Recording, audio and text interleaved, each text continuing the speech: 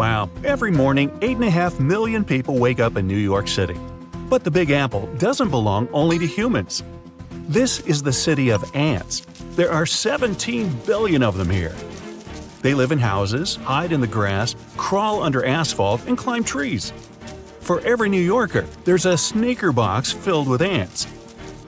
City ants are more fortunate than their forest cousins. They don't have any need to look for food. Millions of people leave behind tons of hot dog crumbs, pizza slices, and coffee drips. Insects just have to wait for a lunch break in an office building. Then they gather around benches in the park or cafe tables. A lot of food is waiting for them there. Over 1 billion. That's how many ants are running through the streets and parks of Manhattan. And in this ocean of insects, scientists have been able to spot tiny reddish-brown creatures. These insects don't fit into any of the 13,000 ant species known to science. They're unique and only live in Manhattan. Their kingdom is between 63rd and 76th Streets. Scientists don't know how long the Manhattans have evolved in isolation. They arrived in the U.S. on ships from Europe and were cut off from the rest of the city's infrastructure. But why go anywhere else if there's enough food? The Manhattan loves fast food, especially corn syrup. Because of such a diet, the insect's body has an increased carbon content. This isn't a problem for the ant, though. Carbon helps it adapt to the dry, warm weather of the concrete jungle. Around 20% of New York City is parks and green spaces. White-footed mice live in these places. Scientists have found out that the mice that live in New York have evolved. They're different from their village relatives. These changes are genetical. It's caused by the diet of white-footed rodents that feed on human food waste. For example, New York mice need enlarged livers to process fatty acids from fast food. Central Park in New York is almost twice the size of the Principality of Monaco. A unique centipede is only found in this green area. The creature, called Hoffman's dwarf centipede, doesn't grow any longer than 0.4 inches. It lives in heaps of dry plants and runs on 41 pairs of legs.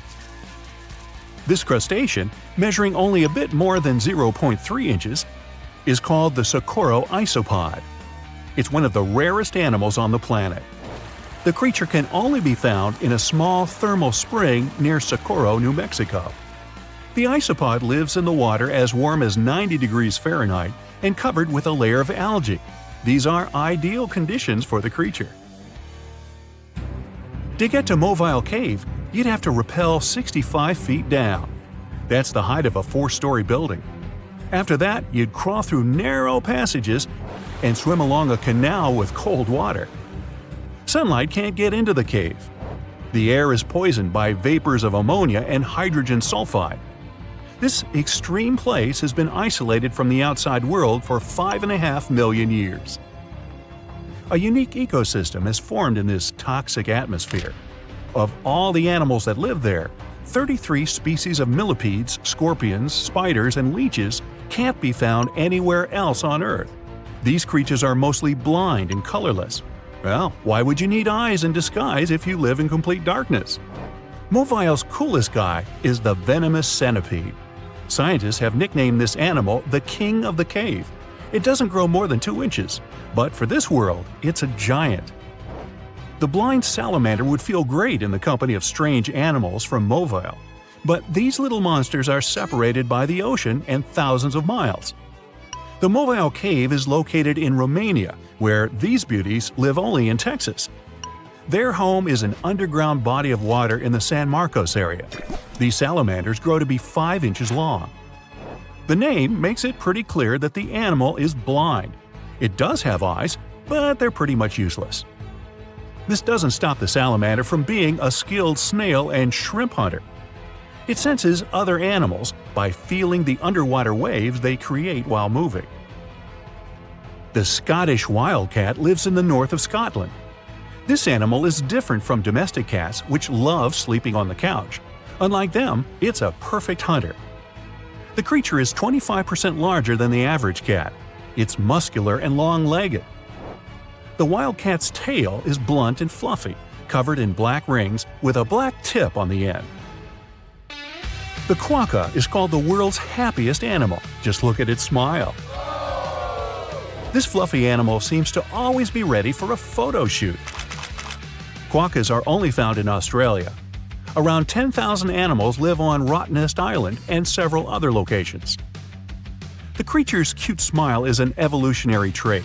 An open mouth helps it breathe and regulates its body temperature. Oh, by the way, if you try to feed a quokka, you'll have to pay a fine of more than $200. This baby will feel comfortable even if you put it on your little finger. The animal lives only on the island of Madagascar. Scientists have found just 2 tiny reptiles, a male and a female. The researchers have named the nano-chameleon Brookesia nana. It's a mystery to them why it doesn't grow larger than a sunflower seed. The next animal on the list also lives only in Madagascar. Locals call this creature Ai. The unusual lemur spends most of its life in trees and leads a nocturnal lifestyle. This might explain why it looks so tired. Even though the Ai is a lemur, its teeth are like those of a rodent. Its claws resemble sloth's claws, and its body looks like that of a monkey. The animal's fingers and toes are especially frightening.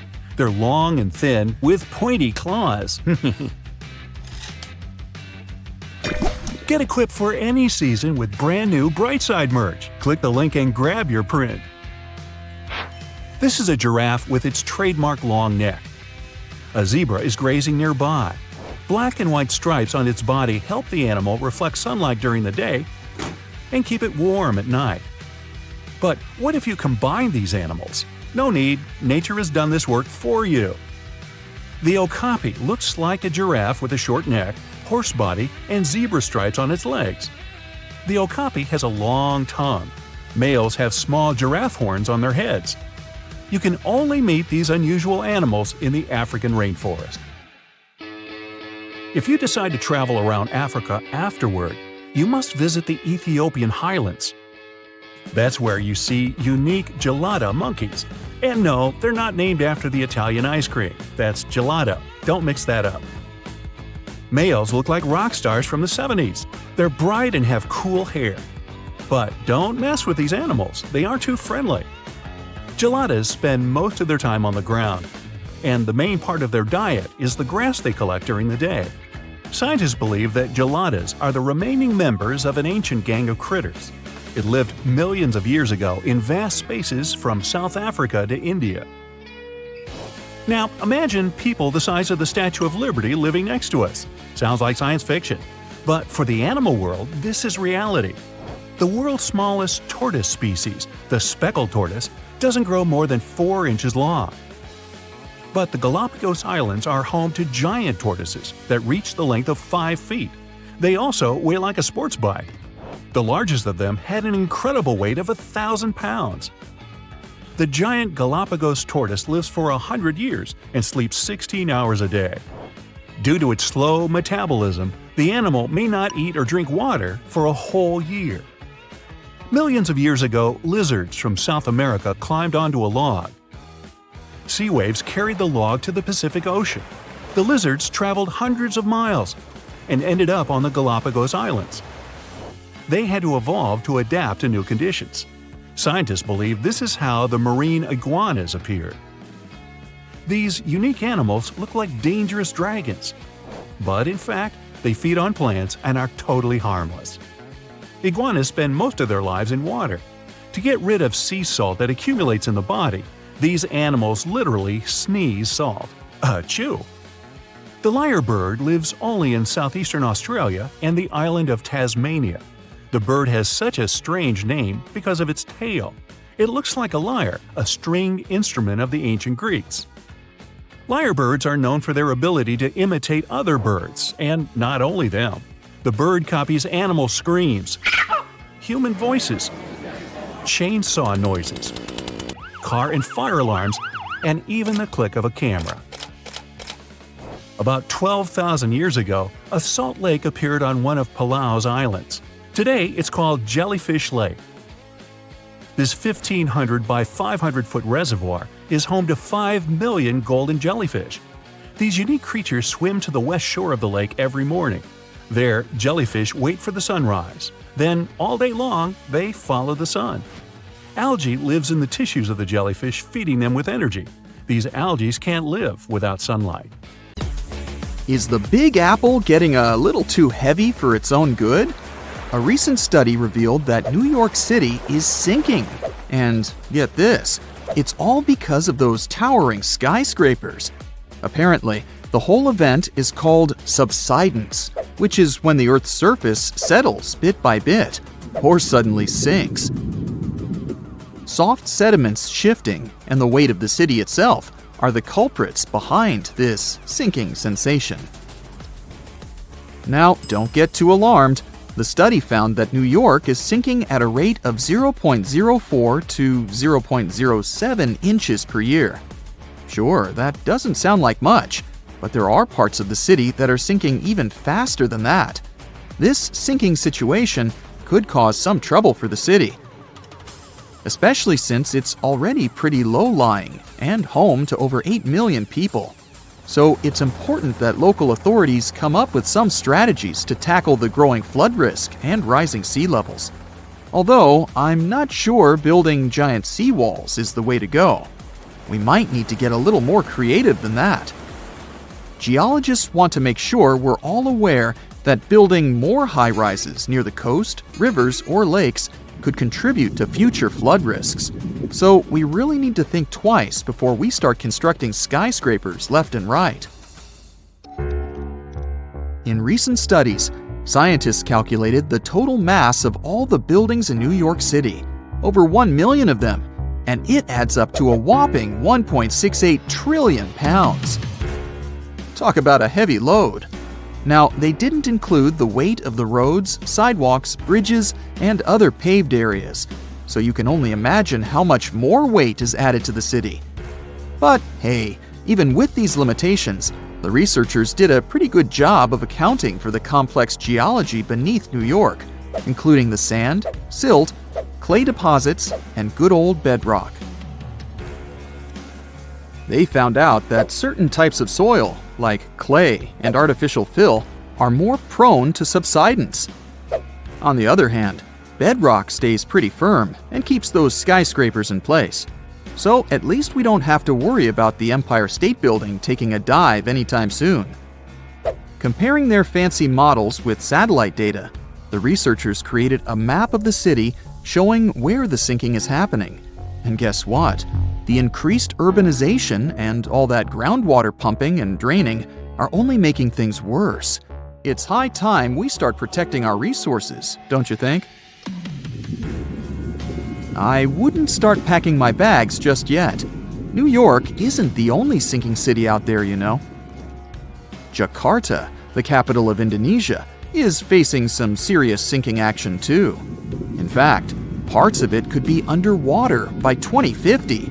That's like a real-life Atlantis situation. Over 30 million people in Jakarta are now deciding if they should relocate the entire city. If there's a city out there we should worry about sinking, that's Venice for sure. But why is it so eager to take a dive, you might ask? Well, let me tell you the complex truth. You see, Venice decided to set up shop on a marshy lagoon with shoddy foundations. As time went by, the ground underneath just couldn't hold it together and started compacting like a squished marshmallow. On top of that, the city's been slurping up groundwater like it's going out of style or something. The cherry on top of this mushy cake is that the sea levels have also been slowly rising. And guess what? Those sneaky plate tectonics are having a laugh by shoving the Adriatic plate under the Apennine Mountains, giving Venice an extra push downward.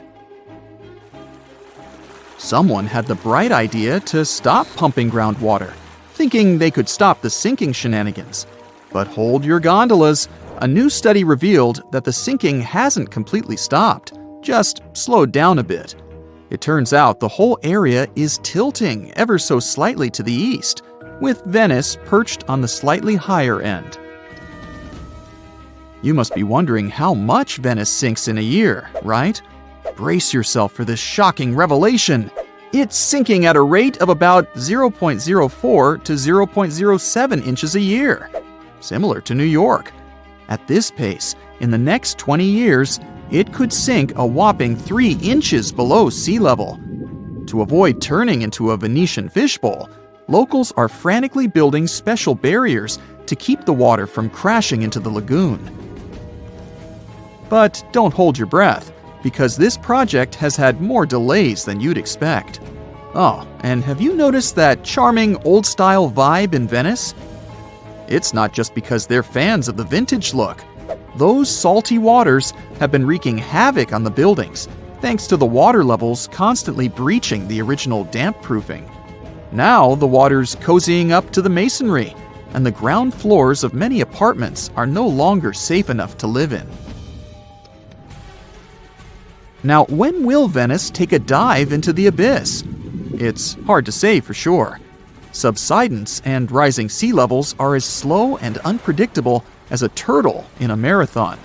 But experts have playfully warned that if things continue as they are, Venice could be doing the backstroke beneath the waves by 2100. Fear not, though.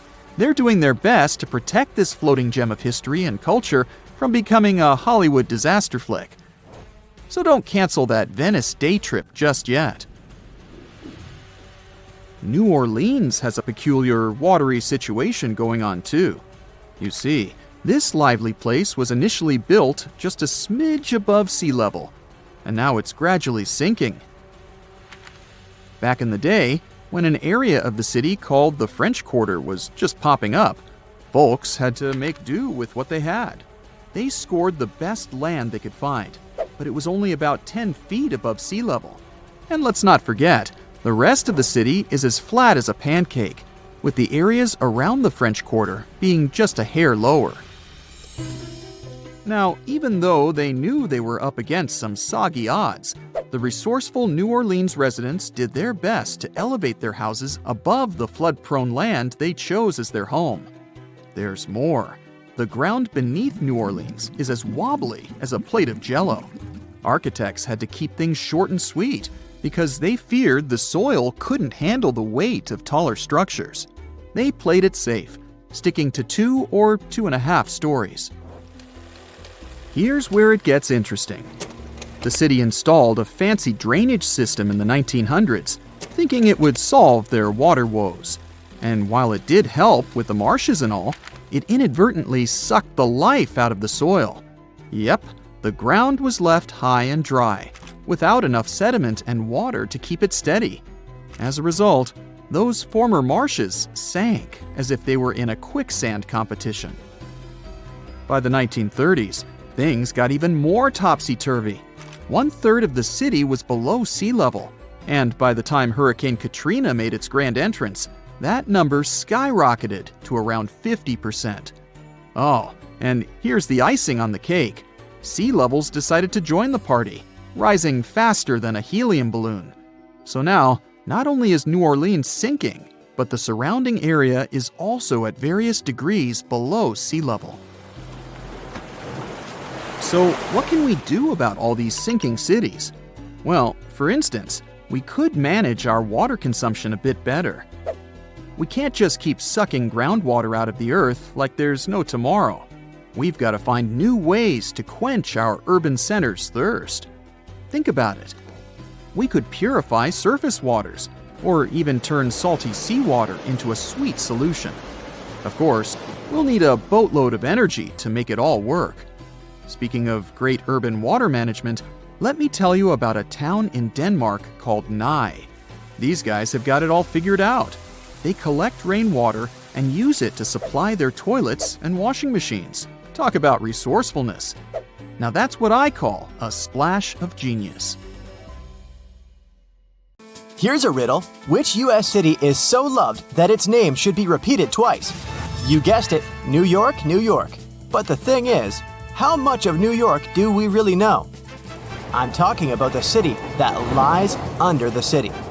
Dare to join me on an underground tour of the Big Apple? Then grab a flashlight. It's about to get dark. We'll start in the heart of Manhattan, in the front of the Romanesque City Hall building.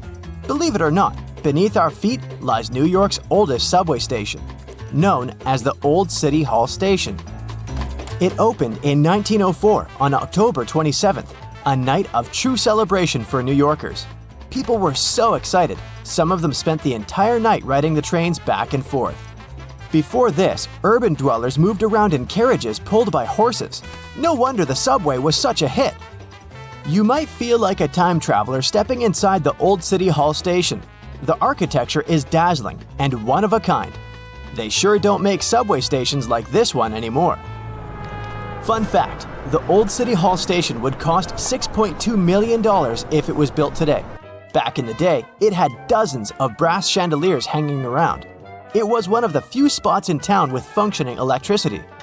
And oh, not to mention brand new multicolored tiled arches and stained glass ceilings you can still see today. Impressive, huh?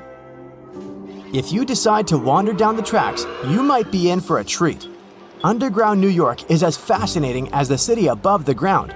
But one thing we usually take for granted is the behind the scenes of what the Big Apple needs to function.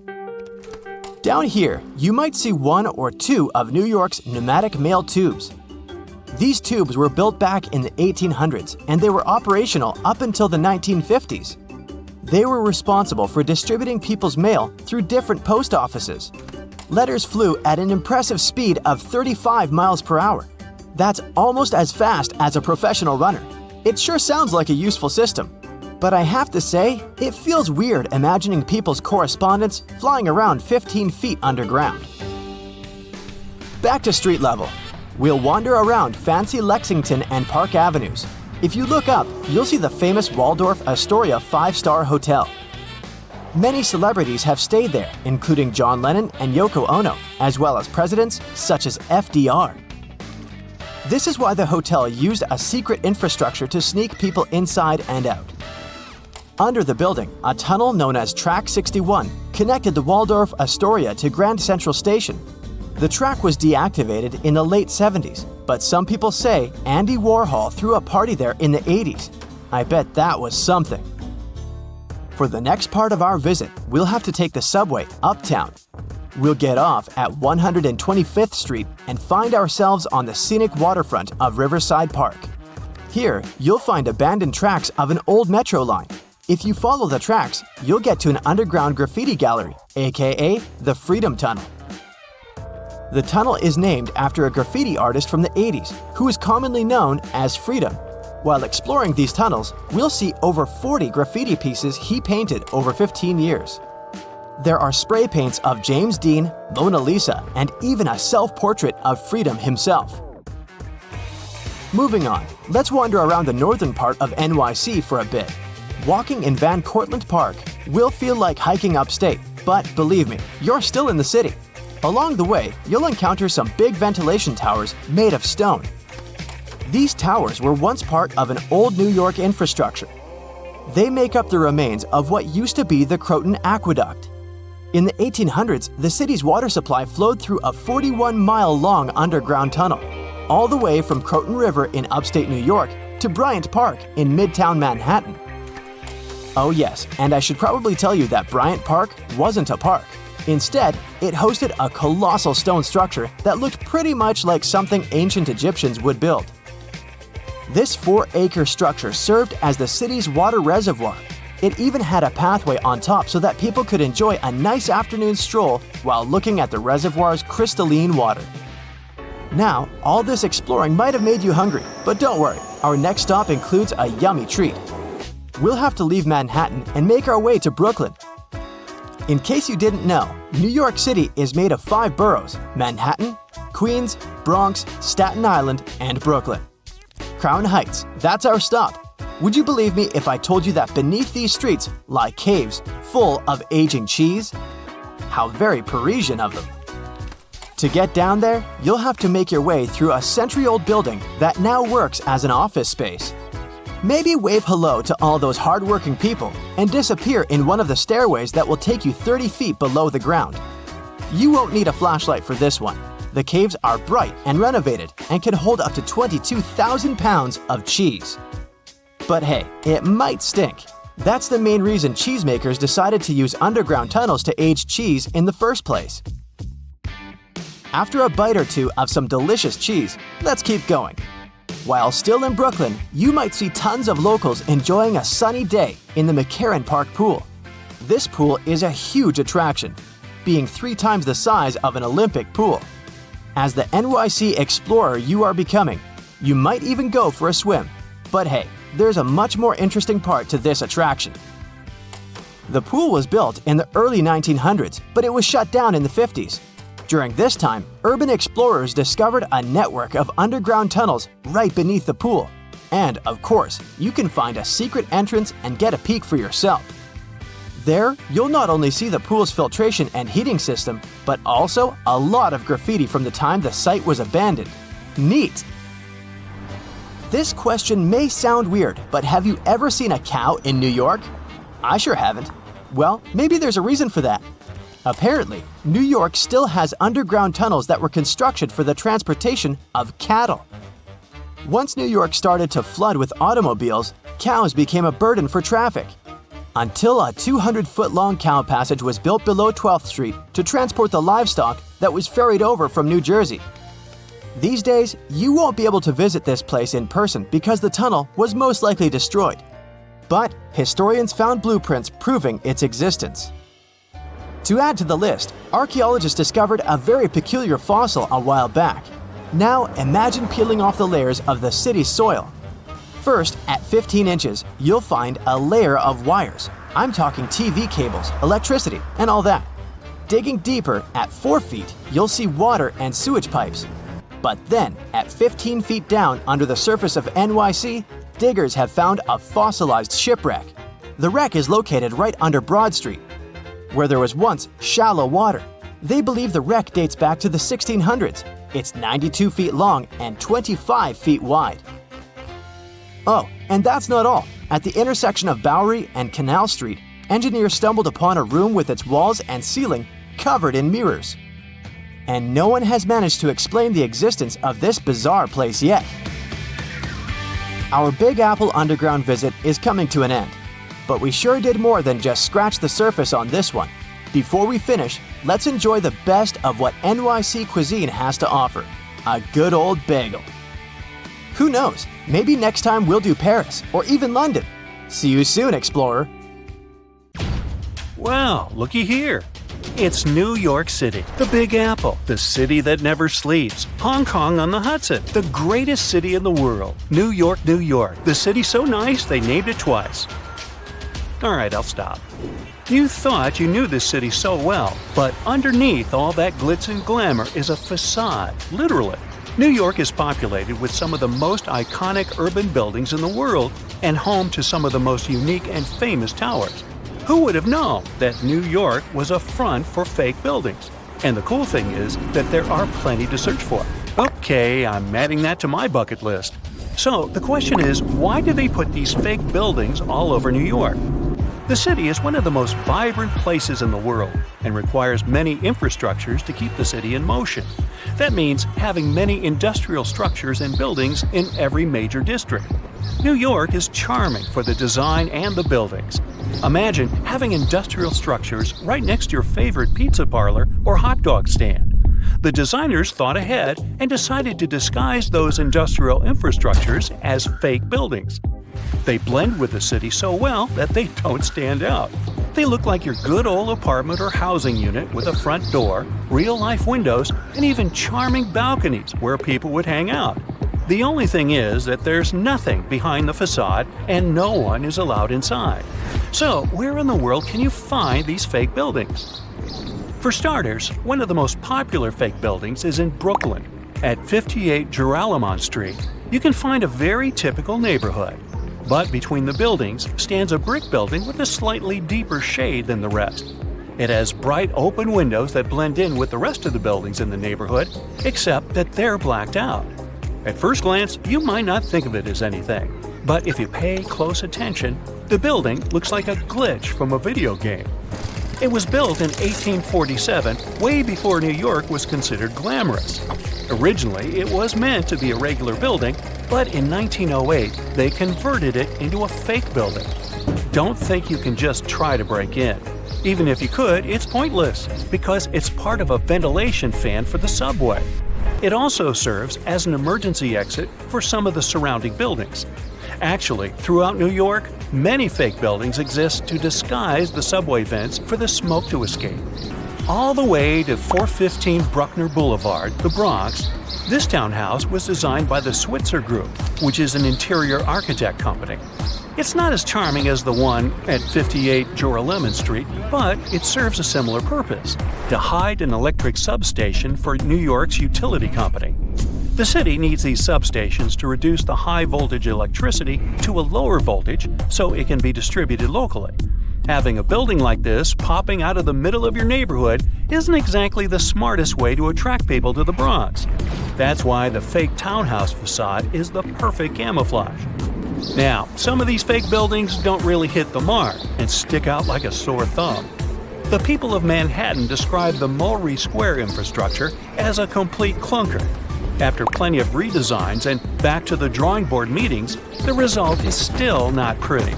The locals compare it to a concrete box. They created windows without glass, which doesn't allow the building to blend in with the rest of the neighborhood. But it beats a typical subway ventilation plant either way. There are just so many places to visit and cross off your bucket list. But if you live in China, you can literally stay in the country and visit many iconic cities around the world. The replica cities began when the Chinese economy started booming in the early 90s. They wanted the lifestyle of the rich and famous without wanting to leave their country. They can be comfortable eating their local food and get the feeling of being abroad. The Chinese province of Guangdong has an identical copy of the historical Australian alpine village Hallstatt. The real Hallstatt is centuries old and one of the most charming places to discover. The local people of Hallstatt also had no idea that their home was being built in China. Some people thought that this was controversial, probably because it cost around $940 million to build it. Paris is undoubtedly one of the most charming cities you could ever visit. Its rich history and vibrant culture are enough to catch the first plane to go there. For residents of Tianducheng, that's something they can do anytime they want. The city is also known as Sky City and has a replica of the Eiffel Tower that looks eerily like the iconic one in Paris and built buildings to match the city's visual charm. One of the main things that will break the charm is the farmland surrounding the city. There's barely anyone there, and the streets are always empty, very un-Paris-like. Still, you can find some nice fountains and statues scattered along the streets to give it some spirit. There's laundry hung everywhere, even on the trees. The picturesque fountains are dry and many apartments are empty. Only a few stores are open for business. Even though this looks like a fake city, it's quite real. Some people live here because it's more affordable than other places. 2 hours away from this town is another version of Paris's Pont Alexandre III and a carbon copy of London's Tower Bridge, but with 4 towers instead of 2. Hey, such a bargain! You can also visit the closest thing to Italy, but this time you can go shopping. Florentia Village is an outlet mall that offers an array of shops to lose yourself. The good thing is that this was built by an Italian developer to capture the essence of an Italian village. It has fountains, canals, and mosaics for proper aesthetics. It began in 2011 and has more than 200 shops with many Italian brands and British, US, and Chinese brands as well. The place is so popular that it gets between 10,000 and 25,000 visitors per day. China also has other replica towns that put you in a mini Manhattan called the Yujiapu Financial District. The developer's goal was to make this place the financial center of the world. It was complete with the right landmarks, like the Rockefeller and Lincoln Centers, but the project was halted in 2019, leaving it mainly empty. You can find a typical English town with cobbled streets, Victorian homes, and restaurants that make Thames Town. This place was meant to recreate a European lifestyle fantasy without leaving Shanghai. China also has a Dutch town that has some elements of Amsterdam with windmills and famous canals. They even decided to copy some of the landmarks, like the Netherlands Maritime Museum. Here's a bonus story of Lebanon's thinnest building built out of a dispute. It's the story of 2 brothers who both inherited unequal plots of land. One of the brothers happened to get a very thin plot of land and couldn't help but be jealous of his brother's nice plot of land. He wasn't pleased. Both of the lands overlooked the Mediterranean Sea in a lively neighborhood of Beirut. So it's no wonder that both brothers couldn't agree on how they should develop their lands. It was obvious that the brother with the most land could build a proper building. The other brother had to improvise. He decided to obstruct his brother's property by constructing a thin building enough to only fit 14 feet at its widest and 2 feet at its most narrow. It was constructed in 1954, and the locals of the area know it as the Grudge. The crazy thing is that the place was once habitable with many visitors enjoying their stay. It's not easy to live there, but it's part of living the experience. The building is still standing, but is empty. Welcome to one of the most iconic buildings in New York City. Its official name is the Fuller Building, but thanks to the sharp 25-degree top corner, people began to associate the tower with a flat iron. And today, the name Flatiron is stuck both to the skyscraper and the entire district around it. This unusual cake-slice shape has turned the building into a famous tourist destination. It has popped out in many movies, TV programs, and magazines. So you probably recognize this property, even if you've never been to Manhattan. Surprisingly, today the 285-foot-tall Flatiron is almost empty, and these fancy walls hide a pretty mysterious dispute between their owners. But first things first. In 1901, construction enterprise Fuller Company purchased a sharp triangular plot of land on the crossroad between Broadway and Fifth Avenue. They hired an architect from Chicago, Daniel Burnham, to design the company's new headquarters. The task was to maximize every inch of available space, so Burnham produced a project of a 22-story triangular tower made of steel. The Flatiron building resembled the shape of a Greek column, which means that its top and bottom are slightly wider than the middle. Fuller Company approved the design and demolished several old buildings to clear the space for the future tower. Construction progressed rapidly, and it was completed within a year. Yes, they used to be able to do that. The Flatiron became one of the earliest buildings to have steel for its structural frame instead of load-bearing masonry. Also, it became one of New York's first skyscrapers and the first steel skeleton structure visible to the public. The curtain wall cladding was also then innovative. The builders used terracotta and limestone to wrap a chic finish look around the steel structure that carried the building's weight. At that time, many people believed that this unusual architecture would fail to withstand high winds. The project's engineers analyzed the tower's aerodynamics and created a steel frame to fight likely problems with the wind. But people still reported experiencing heavy gusts on the street around the building.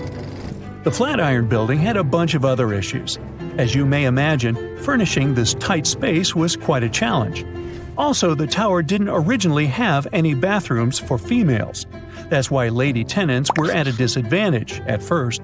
But then the management added ladies' rooms and placed them on odd-number floors. Meanwhile, bathrooms for males were placed on even-numbered floors. Also, the first elevators in the building operated on a water hydraulic system, so it took over 10 minutes to get to the top. Now you can see why that system didn't catch on. It's not surprising that the media expressed skepticism over the new building. Some even called it Burnham's folly. But despite the naysayers over the years, the tower has been home to many companies and retail tenants. Also, the Flatiron attracted crowds of people. Gradually, it became a frequent sight in paintings and postcards, and turned into one of the most popular symbols of New York City itself. In 1929, during the Great Depression, the tower was sold at an auction for only $100,000. And in 1966, it got the status of an official city landmark. It means that any renovation or demolition works are impossible without the official permission of the authorities. Furthermore, in 1989, the Flatiron received the fancy status of a National Historic Landmark. The last tenants left the building in 2019, and it is sat empty ever since due to renovation works, which have triggered many disputes among the building's current owners and future tenants. Most of the owners wanted to turn the building into a hotel. Meanwhile, Nathan Silverstein, who owned a 25% stake in the property, wanted to divide it up. Finally, in 2023, the local court organized an auction on the building. The owners, who held 75%, intended to buy out Silverstein's stake to put an end to all disputes over the future of this building. The bid started from $50 million and the price soared to $190 million thanks to an unexpected bidder, Jacob Garlick. Surprisingly, he beat out everyone and won the auction. Some considered the price that he offered too high because the building required at least $100 million worth of renovation. Hey, it gets better. Garlick disappeared after the auction. He has never paid anything, not even the deposit, and he hasn't yet explained himself to the media. So for now, Garlick's location and intention remains unknown. Little did we know that it's possible to show up at a luxurious auction in New York, outbid everyone, and then just vanish into space. Well, according to some experts from the real estate world, it's a very weird situation for a building auction. Usually, the bidders are asked to prove their funds in advance. Some people suspect that Silverstein asked Garlick to attend the auction on purpose so that he could boost the price and earn more money. But Silverstein claimed that his relationship with Garlick had been distant. On May 20th, the second auction took place. Garlick was absent, but a coalition of syndicates and previous owners won the bid and acquired the Flatiron for $101 million. They haven't yet announced any plans, so today the future of the Flatiron remains uncertain. The age of the Flatiron building is only around 121 years, but this famous and beloved symbol of New York has survived so many chapters, from challenging traditional architecture to surviving multiple crises, including the Great Depression. So, chances are that this iconic tower will surprise us in the future. Oh, by the way, the Flatiron is not the only skyscraper with issues in New York City. Here's the famous half-built Leaning Tower of Manhattan. A 670-foot skyscraper is located at the corner of South Street and Maiden Lane on the East River.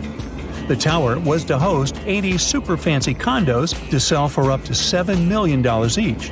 The developer also planned to offer yacht services to the tenants. A pre-sale of this luxurious but unfinished project was launched in 2018. But in 2020, the tower began to lean 3 inches to the north. The developer put construction on hold and initiated a huge investigation to figure out why this tower refused to stay straight. Although the reason remains unclear, the consensus appears to be that a weak foundation is to blame. You think? And now, welcome to the Waldorf Astoria, a former host to authorities, royal families, and Hollywood stars, and maybe not so welcome. This Art Deco masterpiece is the very place where Marilyn Monroe once stayed and where Grace Kelly got engaged to Monaco's Prince Rainier III. But in 2017, the famous hotel was closed for a multi-billion-dollar renovation. The property's new Chinese owners, Anbang Insurance, plan to partially turn the hotel rooms into condo apartments by 2019. The condo price was planned to reach up to $18 million per unit. But eventually, something went wrong, and the date of the project completion was postponed until 2025 at best. Although, according to the media, the renovation might have already cost around $2 billion. Some insiders mention poor coordination within the project caused by the dismissal of its American director. They also blame the property's new owner, Dagia Insurance Group, which took over the project after the chairman of Anbang was sent to prison for fraud in 2018. To date, the future of the Waldorf Astoria remains unclear. So I'd try another hotel if you're visiting the Big Apple. And here's another heartbreak hotel story. In 2019, a development firm, Chetrit Group, launched the construction of a 33-story hotel near Madison Square Garden and Penn Station. The project was supposed to open in 2021 and join the management portfolio of IHG Hotels and Resorts, which runs multiple hotels. However, the developer failed to either repay its loan or complete the construction on time. Meanwhile, the hotel remains unfinished, and the estimated investment for its completion totals around $106 million.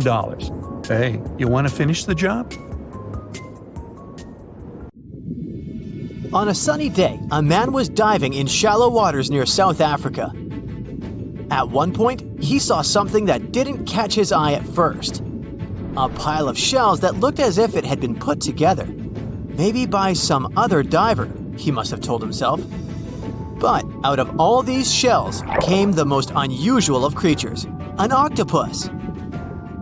The gorgeous underwater animal looked straight at the man before swimming away. Impressed by his new acquaintance, the diver started visiting the octopus every day.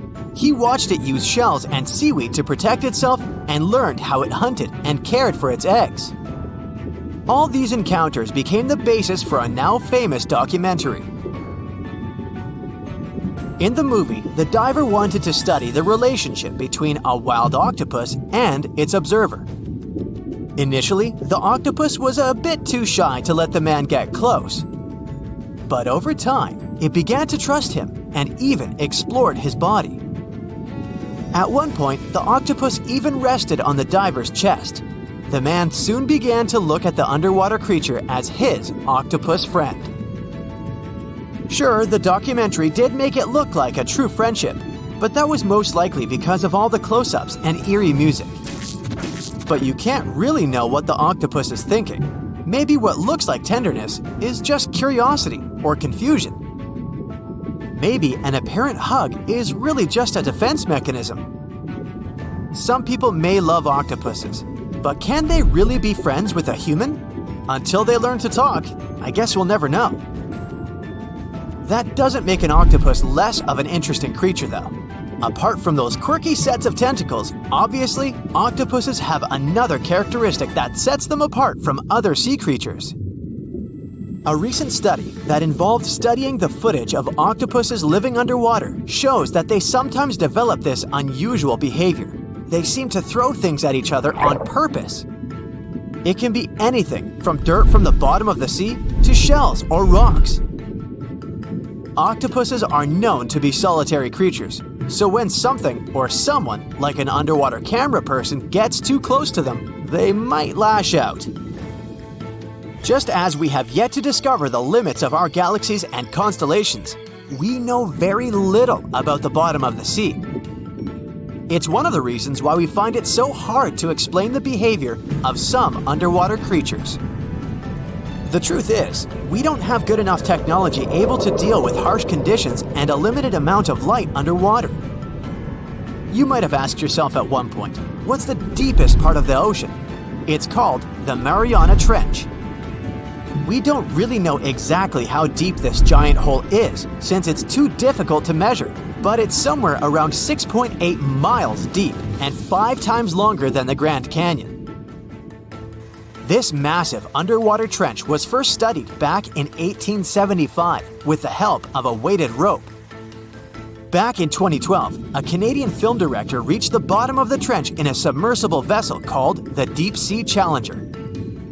Some of the most bizarre creatures on the planet were discovered here, including the Dumbo octopus, the sea cucumber, and the goblin shark. The Mariana Trench got its name from the nearby Mariana Islands, which were named Las Marianas in honor of Spanish Queen Mariana of Austria. The Mariana Trench might be the deepest part of the ocean that we know of. But one other mysterious phenomenon that's interesting for researchers is called phantom bottoms. In the late 1940s, when the sonar became standard equipment, ships and submarines noticed unexpected signals coming from the ocean. Those signals came from areas where no seafloor was supposed to exist. What's even more mysterious is that this fake seafloor appeared to move. One researcher at Scripps University found out that these phantom bottoms showing on maps were indeed alive. They were made out of a layer of jellyfish, shrimps, and other deep-sea creatures. The reason why they move is that they rise to the surface at night to feed. To top it all off, even the way these creatures move is kinda calculated. They don't just move randomly, but seem to gather together by species. We used to believe underwater animals behave this way only to avoid being caught by predators. It's a mystery to scientists why they group in the same way to form a fake seabed. Our curiosity about the deep waters doesn't stop at the seafloor. If you went on a vacation to the beach when you were young, you probably remember the fun of digging in the sand.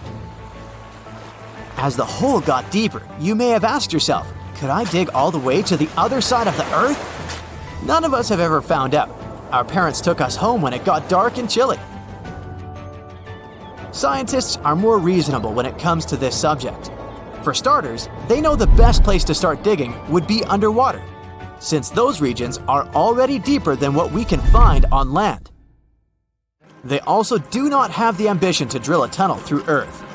It's not even possible. That's mostly because of the extreme heat and pressure inside our planet. Even if we could technically dig a tunnel, it would not be safe to travel through it. However, reaching the mantle and retrieving a sample would be a huge scientific achievement, similar to landing on the moon. What we live on is called Earth's crust. Underneath it, there are other layers called the mantle, outer core, and inner core. Researchers have been trying to drill into Earth's mantle since the 1960s, but they haven't succeeded. Some failed due to technical issues, and others were unlucky and chose the wrong places to drill.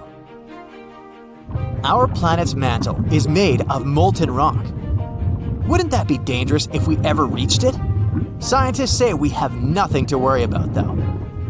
If and when the drillers eventually pierce through the crust underwater, hot molten rock won't pop up the hole and spill onto the seafloor like it would during a volcanic eruption.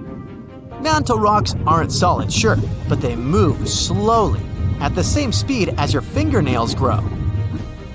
Another of those famous deep-sea mysteries is that of the 1997 bloop. You heard that right. I'm talking about a weird sound that seemed to come from deep under the waves.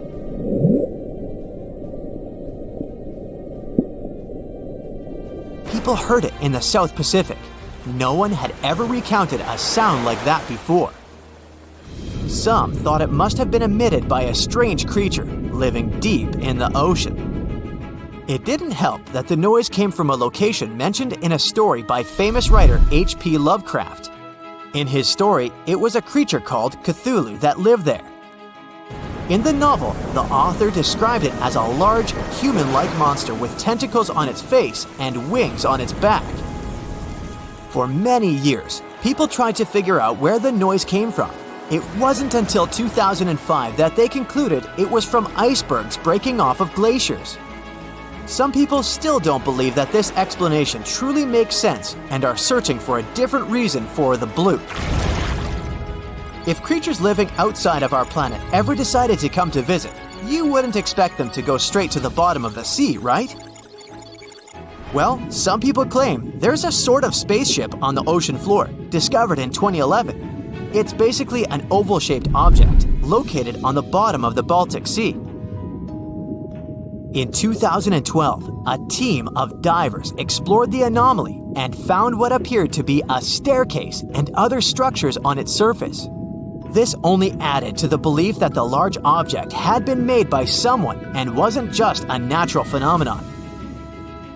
Even more bizarre, close to the unidentified anomaly, the explorers' electrical equipment, like sonar instruments and satellite phones, started to malfunction. Some scientists believe it just to be a glacial deposit or some other natural formation, but they still don't know for sure what it is.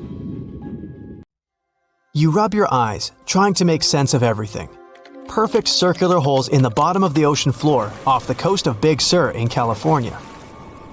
You have no idea how this happened, even though you're a marine biologist who's been practicing it for years. You go through some of the old records and find out that these holes have been around since the 90s. In 1999, a ship-mounted sonar conducted a survey and found 5,200 of these pockmarks, or large holes over 500 square miles, on the ocean floor. They look like moon craters underwater. You contact your team and get the robot ready to go down and explore the scene and bring back a few samples. You and the team drive to the coast and hop on the boat. You're sitting inside controlling the robot with a joystick. Your teammate sets the robot in the water and drives it down. Everything seems normal near the surface, but as the robot goes lower, the pockmarks start appearing. A bunch of boats swift past you, making you lose your balance and focus. The robot turns on the flashlight so you can see better. But as it goes lower, the resolution is less crisp.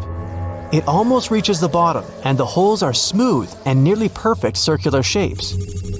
Some of these holes that were visible in the sonar reading measure more than 30 feet across and 15 feet deep. You show the rest of your teammates the images, and they're shocked. The robot continues swimming, but there appear to be more holes all around. Many of them are too small for the scanner to capture from above. These microdepressions are steep and have sort of tails going in a certain direction. It's possible that the currents underwater played a role in their shape. Everywhere the robot swims, there are new holes all around. After a couple of hours, the robot goes back to the boat with some samples. You take them back to the lab and study them. The robot clearly captures images of human trash, but the samples don't indicate anything alarming for now. Despite the fact that 1/3 of the pockets are filled with trash, there's still no explanation of how they were formed. It's late at night and the rest of your team heads back home. You're passing out in the lab, still trying to find some answers. You wake up the next day, and while cooking breakfast, you get this idea that maybe these holes are gases venting out, which could be harmful to marine life. You quickly get the robot and sail out to the ocean once more. This time, you didn't even think about calling your teammates. You place the robot in the water and get behind the screen to control it. The robot descends to the bottom of the ocean and does a survey. So far, the holes still seem to be covered with trash. But some of the holes have marine life dwelling inside, like fish and seaweed. After much scanning, it doesn't look like they're producing any bubbles, which means there aren't any gases venting out, but you're determined to find them. After a while, you reach one of those large pockmarks, and the robot starts scanning around. You find some bubbles coming from a source, but the robot can't reach it. It swims around trying to find a spot, but nothing. You bring the robot back to the lab and work on it. You attach some mechanical arms on it that can lift things and move them. You bring the robot back down to the same spot, but the bubbles aren't as frequent as before. You use the arms to move some of the trash and find out that the bubbles are being produced by a group of crabs chilling next to a pile of plastic. Bingo! The bad news is, you still don't have a clue why the microdepressions and pockmarks exist. As you try to control the robot to go back to the surface, an octopus wraps its tentacles around it, pulling the robot down. You struggle with the controls and push it to maximum power, but the suctions of the octopus are too strong to break off. It's a game of tug-of-war with the octopus and your robot. It takes the robot under a pile of trash, thinking it's lunch. But you use the arms to maneuver the robot out and swim back to the surface. You go back to the lab even more confused. The robot has collected more samples for you to study. Your eye is glued to your microscope, trying to figure out what's going on, but nothing. You decide to do a carbon dating test to determine how old these holes are. After a while, you check out the results and are even more stunned than before. They show that the holes are around 400,000 years old, so it's likely that human trash wasn't the cause for all this. You pull many all-nighters trying to figure out the truth. You gather your team once more and hold a small press conference about this. You claim that this may be something we should be extremely worried about, but you still can't tell them more than what you know. With all the brain work put together, you find out that the large pockmarks haven't changed or been active for more than 50,000 years. The newer holes were most likely created by human trash settling in the bottom of the ocean floor. The marine life gathered some of this trash like plastics and discarded fishing gear and created homes for themselves. This is why around 4,500 of the holes are newer and have trash in them. But it still doesn't answer why the holes appeared in the first place. You're back to square one. The only way to see what's really going on is to clear up the trash from underwater and study them. The story makes headlines in the local community and catches the attention of a cleanup crew. You organize a trip to the ocean and begin the extraction of all the trash. Many cleanup boats arrive and everyone drops down a net to collect the trash. You send down the robot once more to make sure the nets are hitting the right spot. As most of the trash is being collected, many marine life animals scramble and try to find a way to escape. Everyone makes sure not to hurt them. After a couple of weeks, all the holes are cleared up from the trash. You do another sonar scan from the surface and can see the holes clearer than before. But you still don't have an answer for this. You do some more research trying to see if any other holes appeared around the world. On the other side of the country is a mysterious blue hole off of Florida's Gulf Coast. You catch the nearest flight to Florida and make an appointment with the scientist in charge of the expedition. Blue holes are underwater sinkholes that open below the seabed. Just like on the surface, the underwater world also has sinkholes. This one is called the Green Banana and is 150 feet below, and the hole is 435 feet deep. You dive with some special gear with the rest of the team to a barren ocean floor, and the hole is right there in front of you, looking like an oasis in the desert. You and the rest of the scientists are surprised by the diverse marine life dwelling within. Some sea turtles swim past you, and even sharks. These ones don't harm humans. Halfway through, you reach a narrow path, which makes it difficult for humans to pass through. But everyone is careful. There are corals, sponges, mollusks around the corner. You collect some samples and go back to the lab. Blue holes in general are richer in nutrients than barren lands and host plenty of unique marine life. They're quite common and don't pose any sort of threat to anyone. After making the connections, you don't think the holes off the coast of California have anything to do with blue holes. The mystery goes on. My, it's wet out here. In 2016, scientists decided to study the widest part of the Atlantic Ocean between Africa and South America. It's kind of lonely there. They went days without seeing a single plane or ship.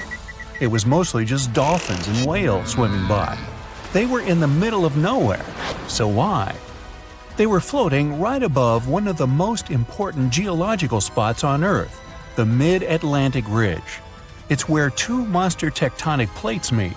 Tectonic plates are massive jigsaw pieces that are constantly moving, even though we usually can't feel them. They form the Earth's crust and, in this case, meet beneath the Atlantic Ocean. The researchers floated over the ridge and dropped down some instruments that detect waves, earthquakes, and other vibrations. A year later, they came back to collect the results. At first, the goal was to learn more about the history of the two plates. But the instruments picked up a whole lot more than that.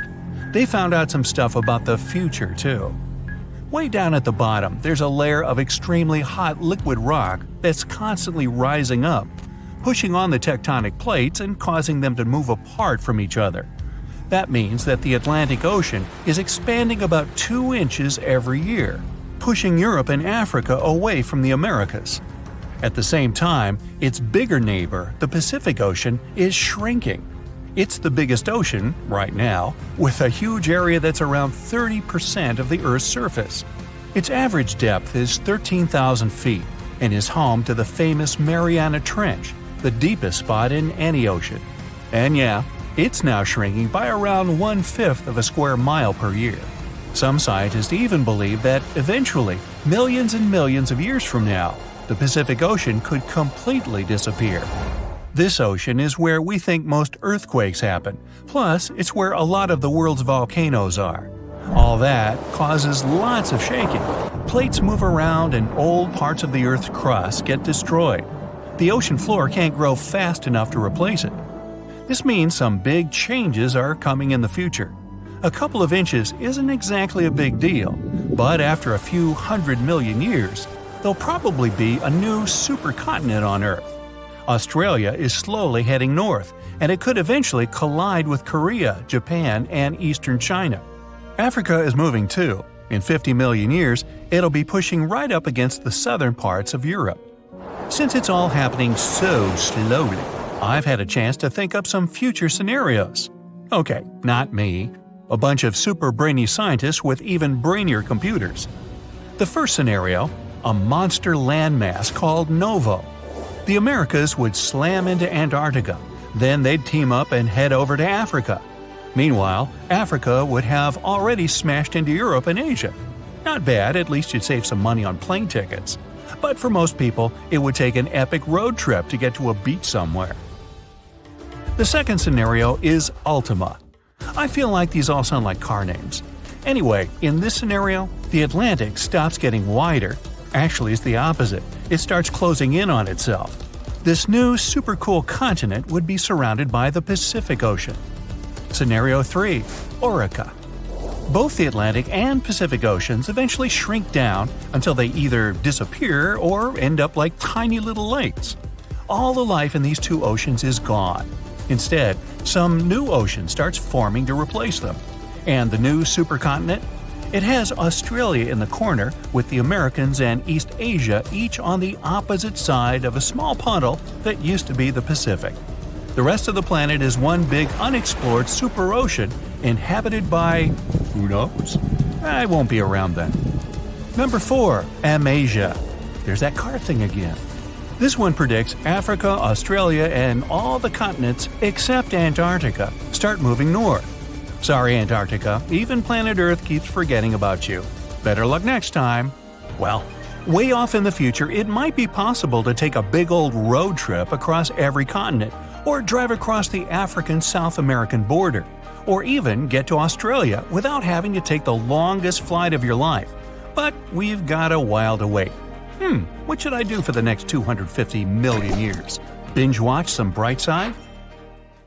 Tectonic plates move at different speeds, some slower, some slightly faster. Your hair and fingernails actually grow at roughly the same speed as these beasts move. Imagine if everyone lived on one of those supercontinents. Animals would finally be able to cross continents and meet species they've never seen before. Leopards, rhinos, lions, elephants. Imagine if they got curious enough to set out on a journey out of their habitat. A lion might meet a polar bear. Kangaroos could finally leave the land down under, and birds that migrate to warmer places would have to totally reorganize their travel schedules. Who knows what the climate would be like? Playing around with the continental jigsaw puzzle isn't exactly a new thing. Our world didn't always look like this. 300 million years ago, our planet didn't have 7 continents. It had only one, a supercontinent called Pangaea. Pangaea was surrounded by only one ocean. Over time, it slowly started falling apart. At one point, South America, Antarctica, Australia, and Africa were one unit, and North America and Eurasia were another. Over time, these continents also splintered off, each heading in its own direction. Scientists have discovered many similar plants and animal fossils on continents that are separated by huge oceans. Even when you just glance at a map, you can see how Africa and South America look like two massive puzzle pieces that fit together perfectly. When you look at all the oceans and seas on a map, it may look like they just flow right into each other, like there's only one big ocean and people gave different names to different parts. You wouldn't think that if you've ever been to the place where they meet. The Atlantic and Pacific have a strict border that looks like an invisible wall separating two completely different worlds. You can clearly see different colors and waters, and they don't mix. Of course, there's no wall or any actual physical border, but not all water's the same. The Pacific and Atlantic have different densities, amounts of salt, temperatures, and a whole bunch of differences. The borders that separate two bodies of water are called ocean clines. The line you see dividing the Atlantic and Pacific Ocean is mostly caused by different salt levels. This is what layers of water with different salt levels look like. It's like they're separated with cling film, each one with a different color because it has different things growing in it. To see a clear, noticeable border, one sea or ocean has to be a whole lot saltier than the other. Want to get active and use up all the salt in your house? Pour some colored salty water or seawater into a glass bowl. Then add fresh water on top. Voila! The Pacific Ocean is the less salty one. That's because there are loads more rivers flowing into it. Heavier liquids are heavy, so they should sink to the bottom. But then, why is the border between the Atlantic and Pacific a vertical line and not a horizontal one? First, the difference in density of these two salty beasts may be enough to stop them from mixing, but it's not really enough to send one of them to the bottom with the other floating above it. There's another reason, and it's all about the Earth spinning around. Say you're flying from Chile to New England. If you fly straight north, by the time you get there, the Earth will have turned a bit, and you'd be nowhere near your destination. To get to the right place, the pilot needs to fly in a bit of a curve. That's sort of the same reason that currents move around in different directions. The currents in the Atlantic and Pacific Oceans move away from each other, so they don't really mix at their border, even though they're both just water. Confused? Yeah, me too. Okay, let's try something together. Open any world map you have available.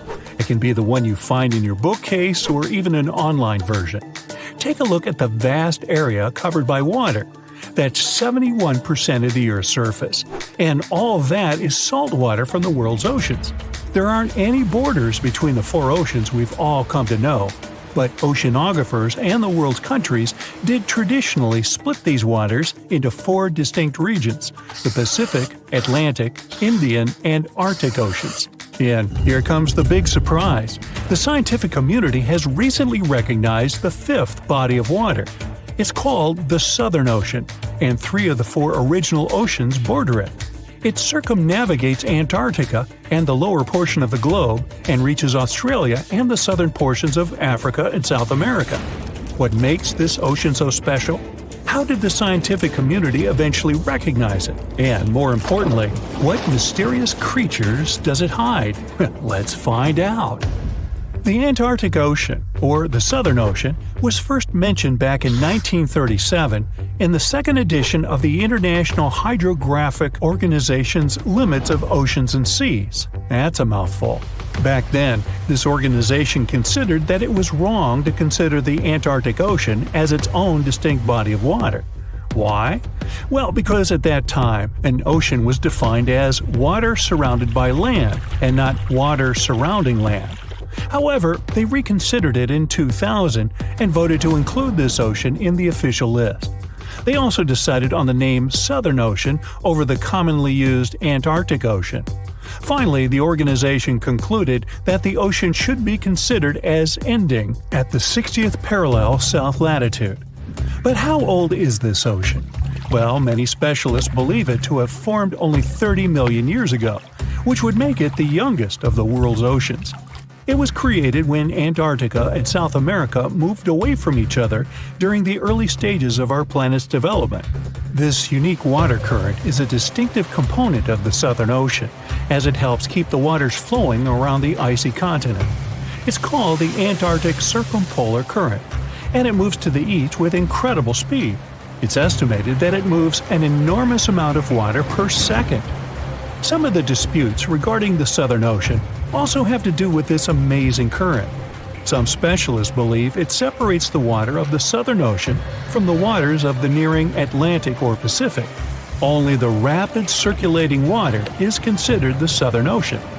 On the other hand, though, a handful of scientists say that the current actually makes the naming issue more complex by not limiting the waters to a specific geographic location.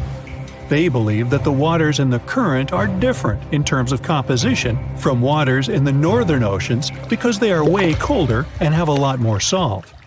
Sailors don't really like this new body of water, mostly because of the frequent cyclone-like storms that it experiences. They happen because of the big temperature difference between the ice packs and the ocean waves. As a result, these storms are very difficult to surpass for any sailors that happen to encounter them. I mean, really, these are the strongest winds found anywhere on our planet. More so, the vessels going through this area must also be wary of the frequent icebergs that may pop up every now and then, and also of the low surface temperatures. Just to paint you a better picture, some of the icebergs found here can span over several hundred meters and can exist all year round, regardless of the season. The latitudes from 50 to 70 have even earned the nicknames of Furious 50s or the Shrieking 60s because of these intense year-round storms. Even the landscape is unique. They say the Southern Ocean has bluer glaciers, colder air, and more intimidating mountains than anywhere else in the world.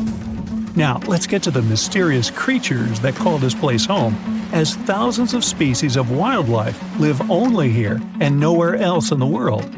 Let's start with the quirky sea pig, or one of the sea cucumbers as it's sometimes called. There are a lot of them in the waters off Antarctica. Why is it called that way, though? Because of its pink hue and round, bloated looks.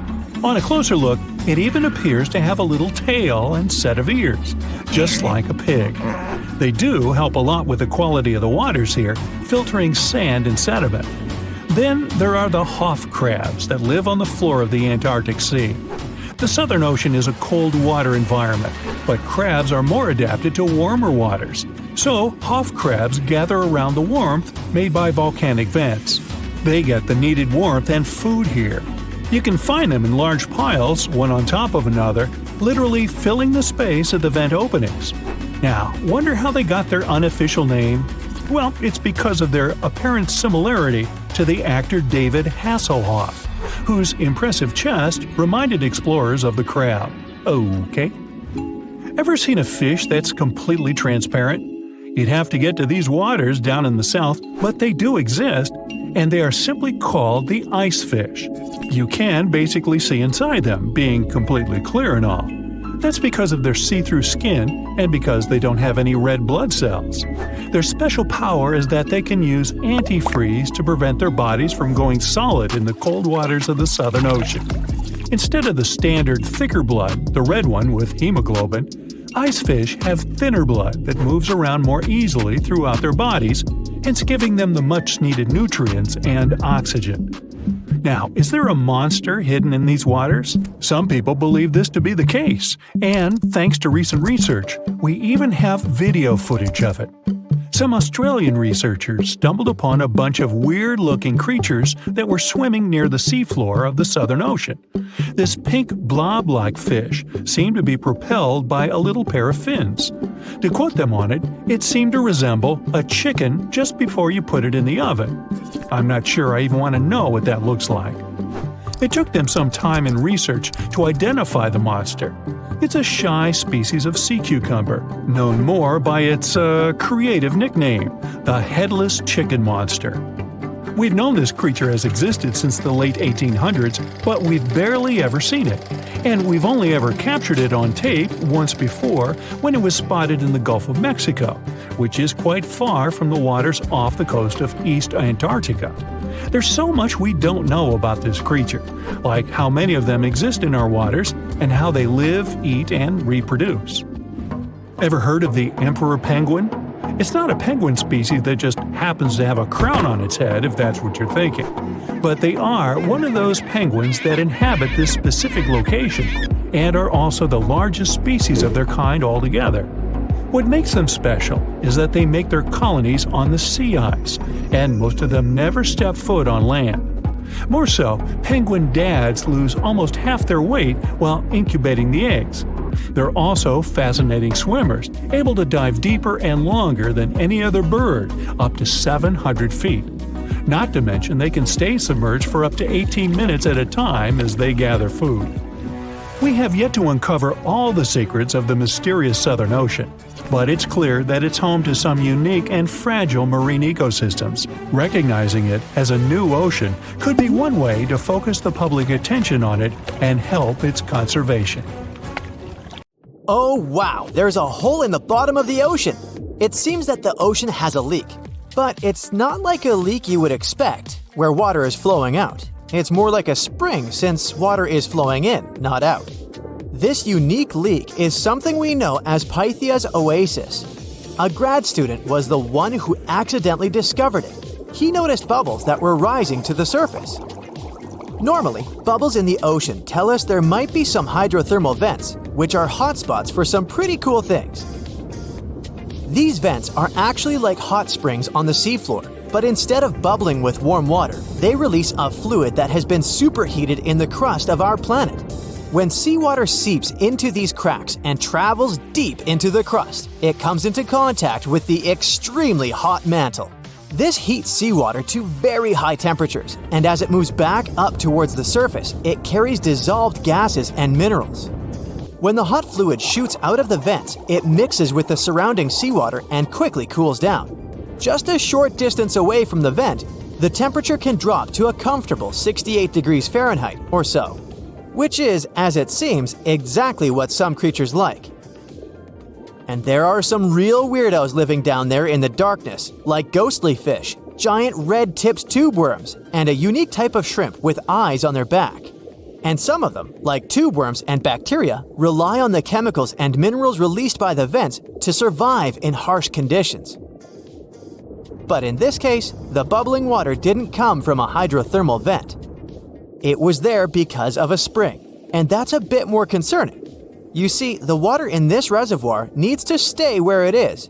If too much of it seeps out, there could be some serious consequences, especially for the surrounding area. You can see this unusual leak along the Cascadia subduction zone, which is a massive fault line off the Pacific Northwest coast. It's a place where two pretty big plates that make up Earth's crust come together and slide along each other. The water from Pythia's oasis kinda acts as a lubricant between these plates.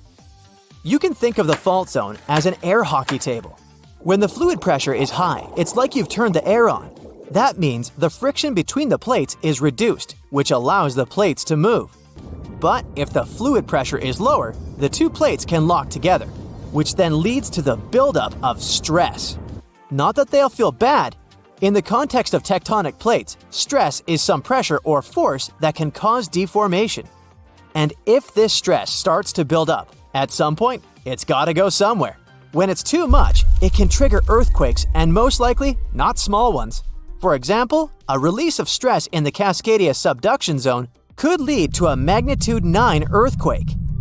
For comparison, the biggest earthquake we've ever recorded happened in Chile in 1960, and it had a magnitude of 9.5. The damage was enormous. So we hope the water will stay in its reservoir and keep maintaining the delicate balance between the tectonic plates. We've explored only 5% of the ocean. Who knows how many cool things are there at the bottom, waiting to be found? For example, check out these mysterious holes scientists have stumbled upon in the depths of the Atlantic Ocean, near the Azores. They're neatly aligned and are about 4 inches apart, or in some cases, even several feet. They resemble punctures left by a sewing machine. Some think these holes could have a biological origin. For instance, some fish may have made them while walking along the seafloor. Others believe we could be looking at something that's human-made, maybe left by a spiked tire.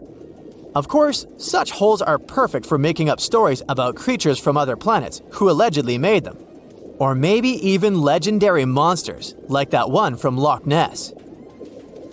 It's definitely hard to explain such symmetry of the holes, but one deep-sea biologist offered a pretty good explanation. He said there could be an animal burrowing beneath the sediment, and from time to time, it could make little chimneys just to get access to clean water circulation in its small burrow. I mean, there are sediment piles around the opening of each hole, and they do support the idea that something pushed the soil from below. But there's still no proof these holes are actually connected beneath the surface. And there are also a lot of things hidden at the bottom of the oceans and seas that ancient civilizations left us. For instance, archaeologists made a really cool discovery off the southern coast of Croatia. A road hidden under layers of sea mud that's 7,000 years old. They found the ancient road at the sunken Neolithic site of Solin.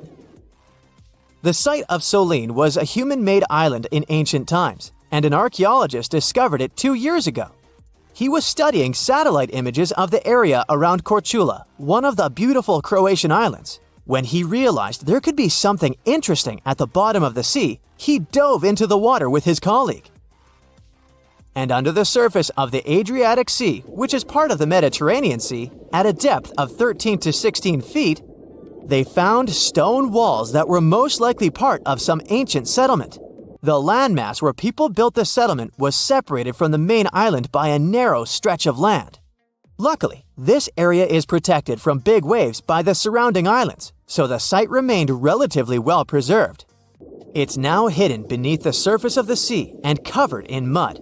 But it's so exciting to imagine how people walked on that road nearly 7,000 years ago, visiting nearby settlements. If you want to see the weirdest creatures, you can always head to the bottom of the sea. Actually, scientists have determined there could be more than 30 potentially new species at the bottom of the Pacific Ocean. They've collected them using their remote-controlled vehicle. That's a big step because until recently, they could only study such creatures through photographs. I'm talking about segmented worms, different types of coral, some invertebrates similar to centipedes, and many others. But there are also many old freaky creatures that we already know about that look like they came from sci-fi movies. Red octopus, blobfish. Okay, this one kinda looks normal until you raise it to the surface. The goblin shark, Sloane's viperfish, zombie worms. Ugh. Yeah, I hear ya. Let's move on. The seafloor hides things from space too. There are traces of rare forms of plutonium and iron at the bottom of the Pacific Ocean. And what's awesome is that all this has come from space. These radioactive materials probably formed during some kind of cataclysmic event in space and eventually made their way out to our beautiful home planet. And this extraterrestrial debris most likely appeared on Earth within the past 10 million years. After it fell to the Pacific Ocean and settled at a depth of almost a mile, it became part of all those layers of rock down there. Plutonium is especially exciting for scientists. I mean, only tiny amounts of it have been found. Hundreds of atoms maybe. But it's still remarkable because these atoms are created by exploding stars. Things like this can help us better understand how the universe produces elements heavier than iron, like plutonium, gold, uranium, and platinum. We're still not sure about the origins of these elements. For a long time, scientists believed that supernovae, which is when a star comes to its end in a fabulous explosion, were responsible for creating these heavy elements. But it seems it's not just that. Some other cosmic events, such as the collision of neutron stars, which are super dense collapsed stars, or some rare types of supernovae, could also be involved. Whoa, let me get my popcorn!